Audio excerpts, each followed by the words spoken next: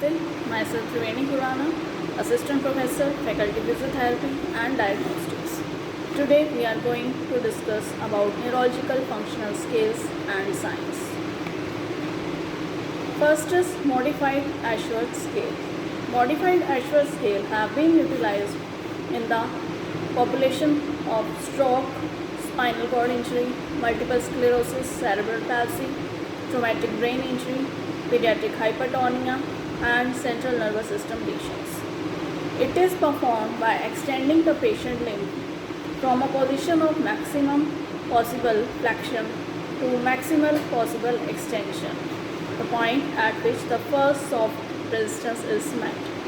Afterwards, the modified Ashworth scale is assessed while moving from extension to flexion.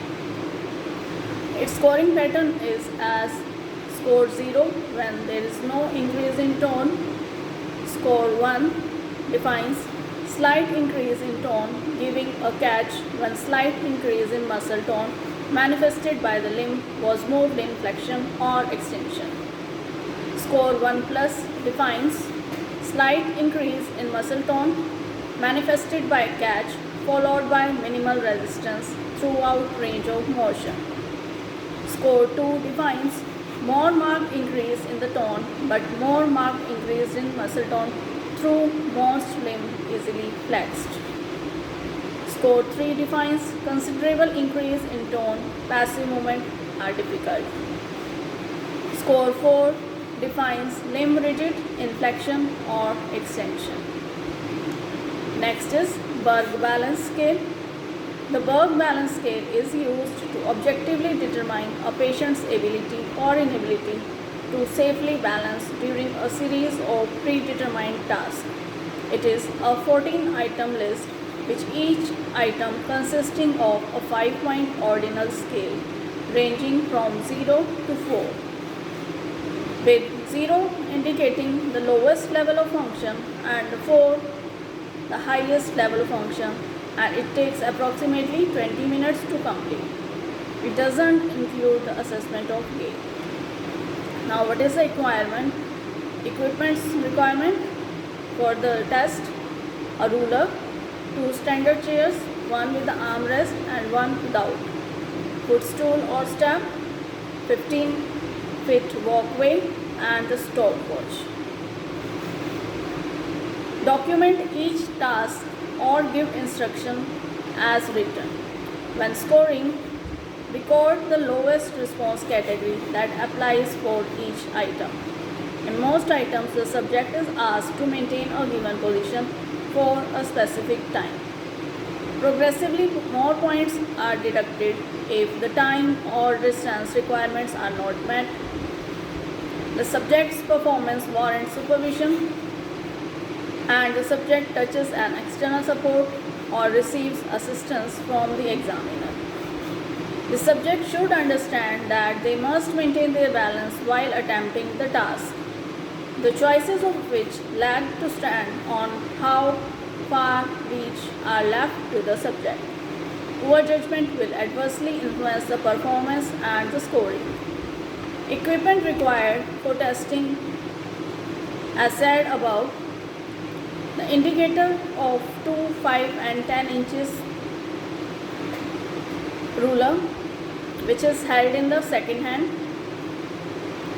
Chairs used during testing should be at reasonable height, either a step or stool or average step height may be used. Cutoff scores for the elderly were reported by Berg et al. In 1992 as a score of 56 indicates functional balance and a score of less than 45 indicates individuals may be at greater risk of falling. It has been reported more recently that in elderly population a change of 4 points is needed to be 95% confident that true changes has occurred if a patient scores within 45 to 56 initially, and 5 points if they score within 35 to 44, and 7 points if they score within 25 to 34, and finally 5 points if their initial score is within 0 to 24 on the Berg Balance Scale. Now, the items description for score 0 to 4 are sitting to standing, standing unsupported, sitting unsupported, standing to sitting, transfers, standing with eyes closed, standing with feet together, reaching forward with outstretched arm, retrieving object from floor, turning to look behind, turning 360 degrees, placing alternate foot on stool, standing with one foot in front, and the last item is standing on one foot. Now our next scale is functional independence measure, in short FIM. The FIM is an 18-item measurement tool that explores an individual's physical, psychological and social function. This is a part of uniform data system for medical rehabilitation, and it is used to assess a patient's level of disability as well as a change in patient status in response to rehabilitation or medical intervention. The FIM uses the level of assistance an individual needs to grade function status from total independence to total assistance. It is used by healthcare practitioners to assess and grade the functional status of a person based on the level of assistance he or she requires, and its scores ranges from 1 to 7. The grading categories range from the total assistance with helper is equal 1 to the complete independence with no helper scores 7. Irrespective of the use of any assistive device, the person is considered complete independence.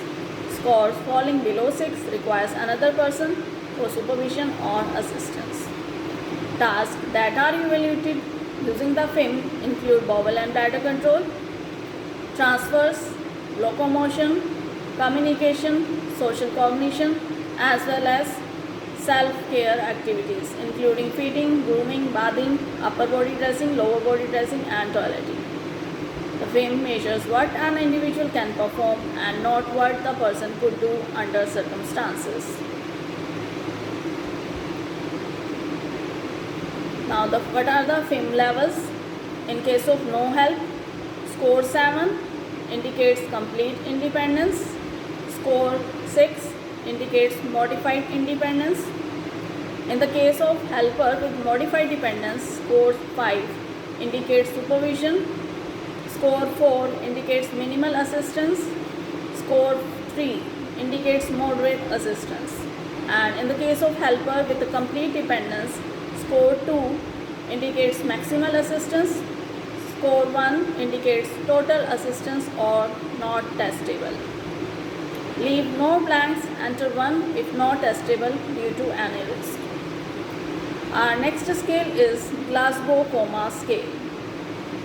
The Glasgow Coma Scale is a clinical scale used to reliably measure a person's level of consciousness after a brain injury.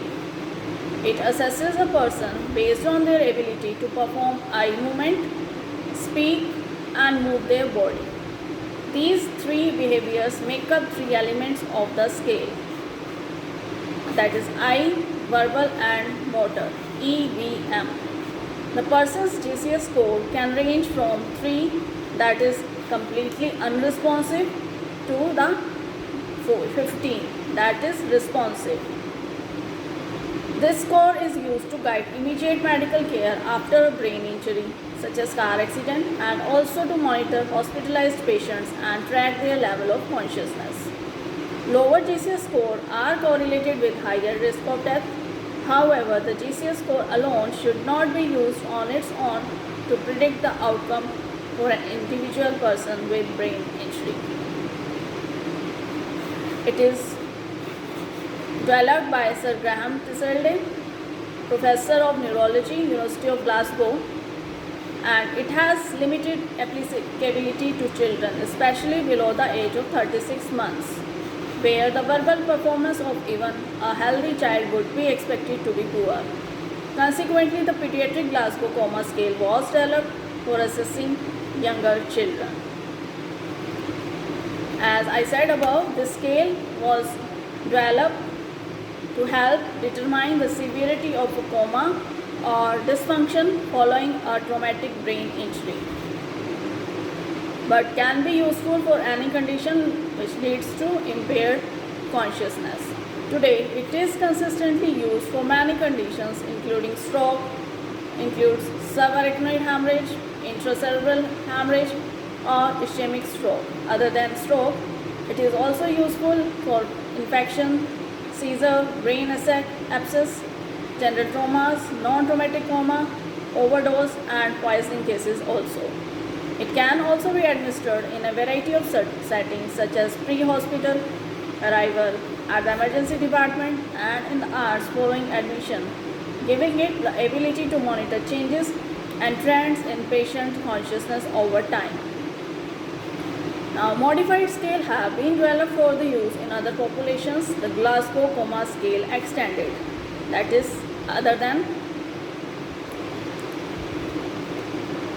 E, V, and M, it is another E, which includes the use of an amnesia scale in order to avoid the premature discharge of patient with mild traumatic brain injury. There have also been modified scales developed for the use in the pediatric population. The motor scale has proved the most useful for the assessment in both older children and pre-verbal children when studying blunt trauma.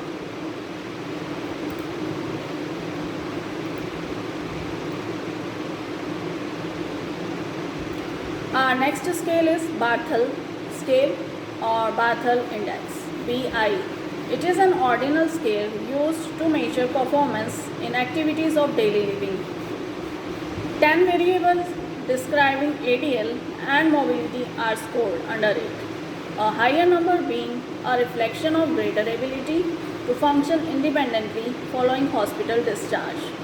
Time taken and physical assistance required to perform each item are used in determining the assigned value of each item.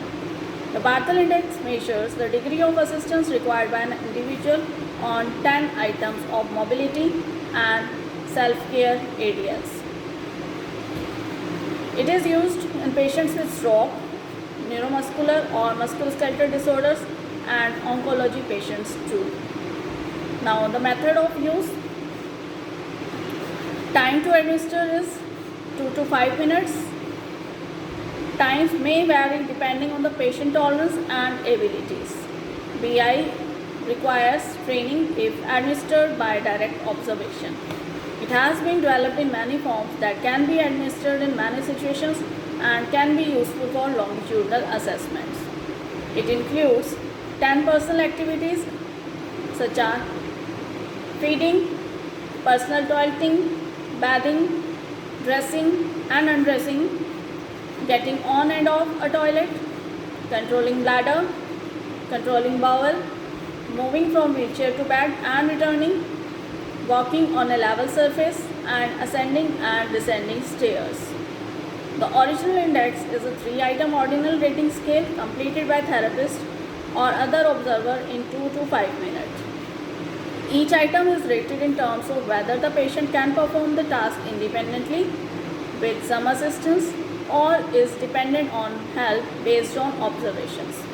Score 0 defines an ability of patient to do any task. Score 1 indicates need help and score 2 indicates independent. The final score is 5 to get a number, multiply of 5 to get a number on a 100-point score. Prolonged guidelines for interpreting Barthel scores are: the score of 0 to 20 indicate total dependency. Score ranges between 21 to 60 indicates severe dependency of patient. Score ranges in between 61 to 90 indicates moderate dependency, and ranges of score in between 91 to 99 indicates light dependency.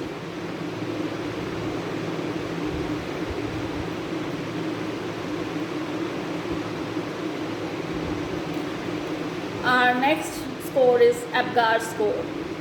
APGAR is a quick test performed on a baby at 1 and 5 minutes after birth. The 1-minute scores determine how well the baby tolerated the birthing process. The 5-minute score tells the healthcare provider how well the baby is doing outside the mother's womb. In rare cases, the test will be done 10 minutes after birth. Apgar test is done by doctor, midwife or nurse. The provider examines the baby's breathing effort, heart rate, muscle tone, reflexes and skin color. Each category is scored with 0, 1 or 2 depending on the observed condition.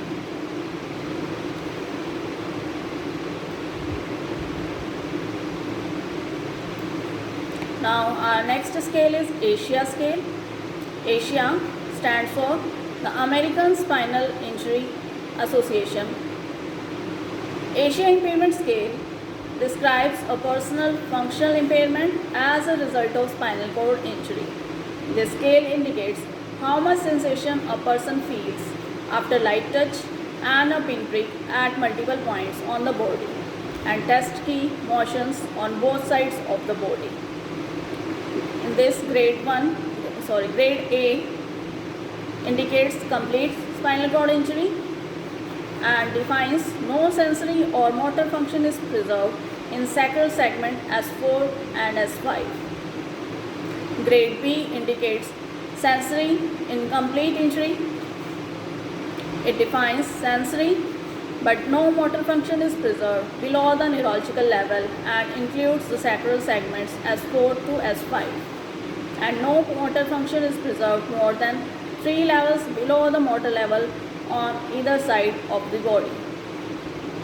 Grade C indicates motor incomplete injury and it defines as motor function is preserved at the most caudal sacral segments for voluntarily anal contraction, or the patient meets the criteria for sensory incomplete status and has some sparing of motor function more than 3 levels below the ipsilateral motor level on either side of the body. Grade D indicates motor incomplete injury and it defines motor incomplete status with at least half of key muscles functions below the single annuli having a muscle grade more than 3. And the last grade E, which indicates normal. If sensation and motor function as tested are graded as normal in all segments and the patient had prior deficits, then the AIS grade is E. Someone without an initial spinal cord injury does not receive an ACIS grade. Now our next is topic reflex grading. During physical examination, testing of the tendon reflex is important. There is, however, no uniformity in the notation of these reflexes. In 1989, a brief survey among neurologists in institution showed that as many as 20 different scales were used and recognized, which results in complete form usage. Assuming that a generally accepted standard scale for the examination of tendon reflex might improve the situation. Hence, the National Institute of Neurological Disorders and Stroke scale was proposed by Hewlett in 1993 and it is widely used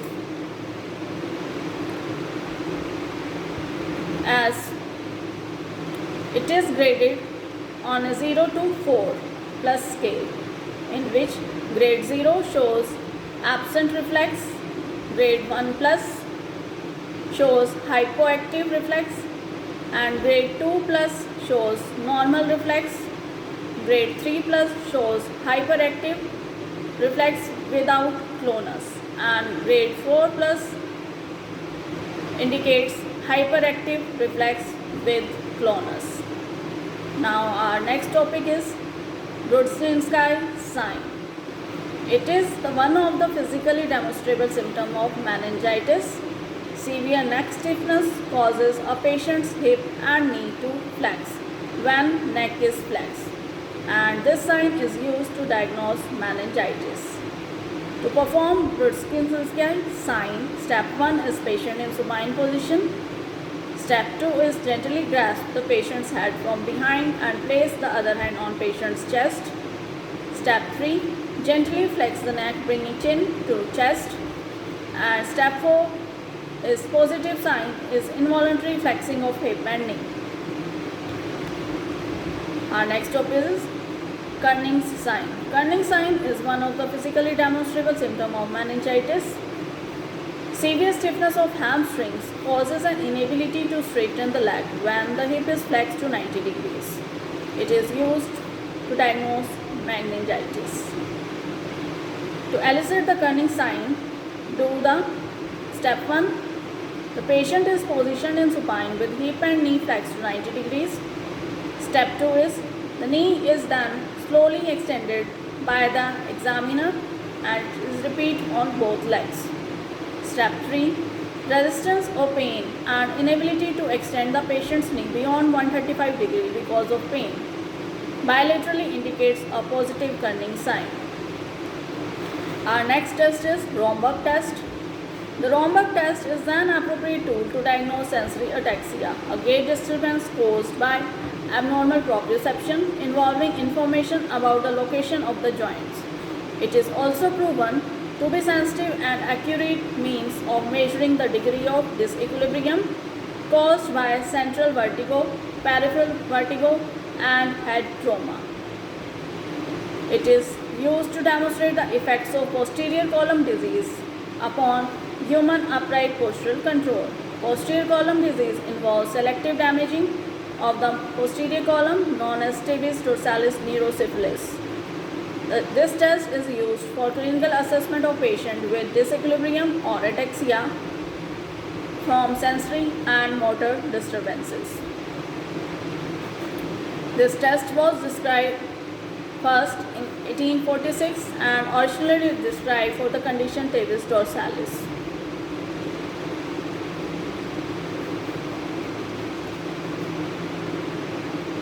The test is performed as step 1. The patient is asked to remove his shoes and stand with his 2 feet together.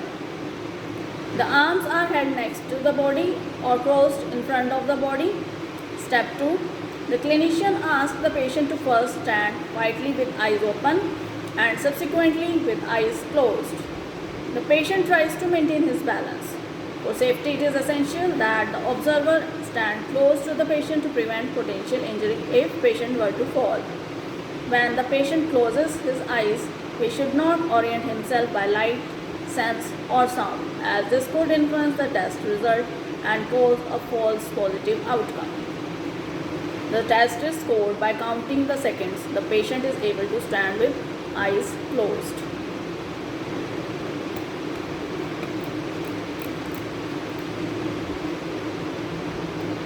Our next test is Tinel's sign. Tinel sign is a way to detect irritated nerves. It is performed by lightly tapping or percussing over the nerve to elicit a sensation of tingling or pin and needles in the distribution of that nerve. It takes its name from French neurologist Jules Tinel. The test is positive when there is a pressure neuropathy of the nerve, like in the foot or ankle or in the hand. When the nerve is not trapped behind a structure, there will be a negative test and the patient feels no pain. On opposite, when the nerve is trapped, the patient will feel tinglings in the distal area. When the nerve is trapped in the tarsal tunnel, the sign can be called by tapping with a reflex hammer just behind the medial malleolus. Now, our next sign is L'Hermite sign. L'Hermite sign, also known as L'Hermite phenomena, also referred to as Barber chair phenomena, is a name which describes an electric shock-like sensation that occurs on flexion of the neck. This sensation radiates down the spine, often into the legs, arms, and sometimes to the trunk. L'Hermite sign was first described by Mary and Chaitin in 1917. The first reference to the symptom was described by Burrell and Device in 1918 in multiple sclerosis.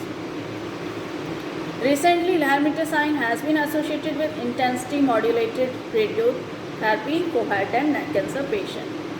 It is one of the late-term effects following IMRT in these patients. Lahermitazine is caused by miscommunication between the nerves that have become demyelinated. The pathophysiology of lahermitazine was described as the stretching of the hyperexcitable demyelinated dorsal column of the spinal cord, particularly at the cervical spine, thus triggering an electric shock-like sensation.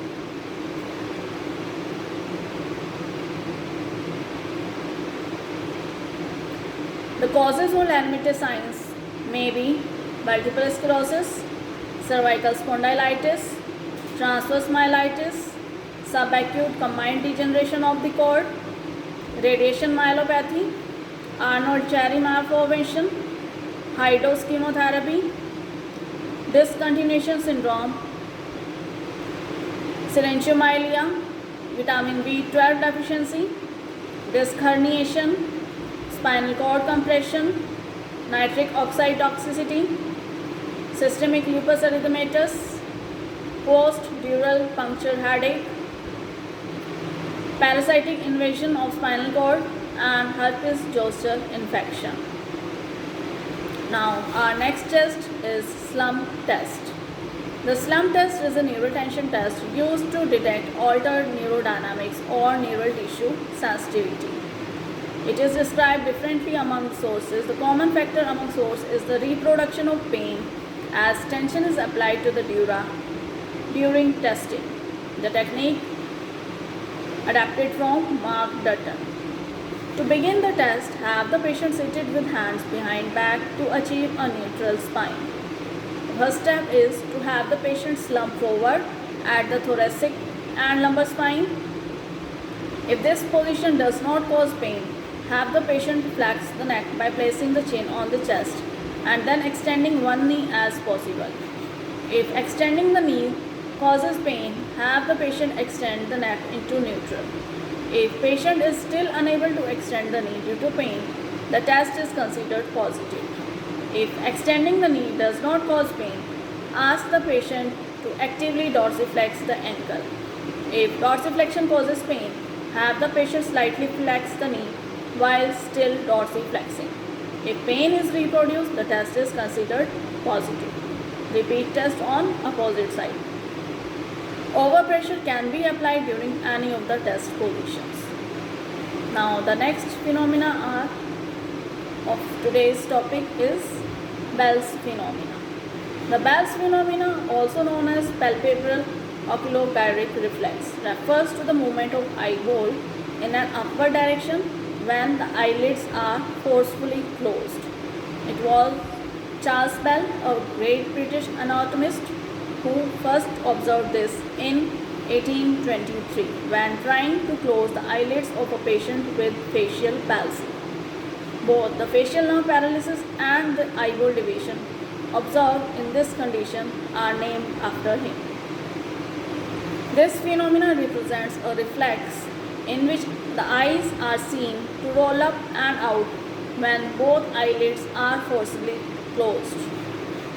The facial nerve carries the afferent fibers for this reflex, while the efferent fibers travel by the oculomotor nerve to the superior rectus muscle that controls upper eyelid movement. In Bell's palsy, this movement is seen because the eyelid fails to close properly. Now, why does the Bell's phenomena happen? It is linked to the connection between the facial nerve nucleus in the pons, which forms a part of the brain, and the nucleus of oculomotor nerve in another part of the brain, called the midbrain.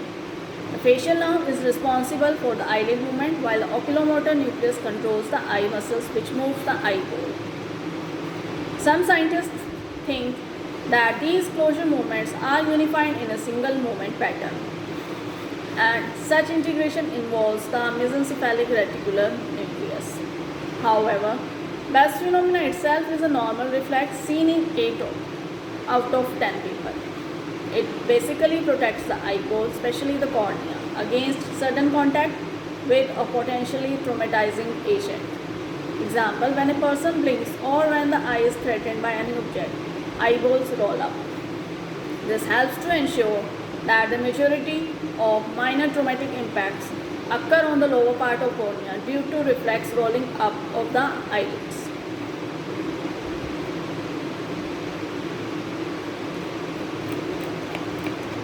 Our next topic is Gower's sign. Gower's sign is used to assess the contribution of proximal lower extremity muscles weakness to the patient's symptoms. Test position is squatting position. How to perform this test? Have the patient attempt to stand upright. A positive test is when the patient has to walk hands up the thighs to achieve erect position. What is the importance of Gower's sign?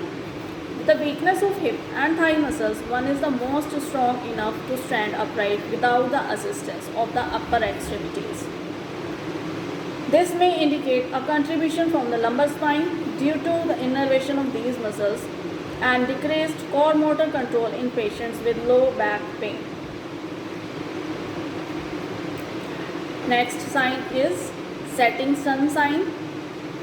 The setting sun sign, also known as the sunset eye sign or setting sun phenomena, is a clinical phenomena encountered in infants and young children with raised intracranial pressure. It is an earlier sign of hydrocephalus than enlarged head circumference, full fontanelle, separation of sutures, irritability, vomiting. Consequently, this sign is a valuable early warning of an entity requiring prompt neuroimaging and urgent surgical intervention. Next sign is Battle sign. Battle sign or battles. It is defined as bruising over the mastoid process. It is retroauricular or mastoid ecchymosis that is typically the result of head trauma.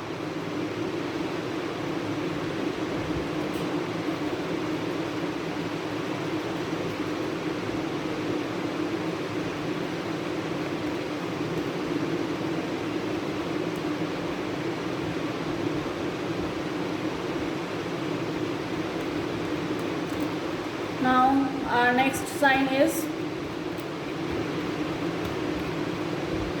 glabellar tap sign. The glabellar tap is a primitive reflex where the eyes shut if an individual is tapped lightly between the eyebrows. This reflex may normally be overcome rapidly, that is, the individual soon fails to blink, usually less than 5 taps. In a patient with frontal release signs, the reflex cannot be overcome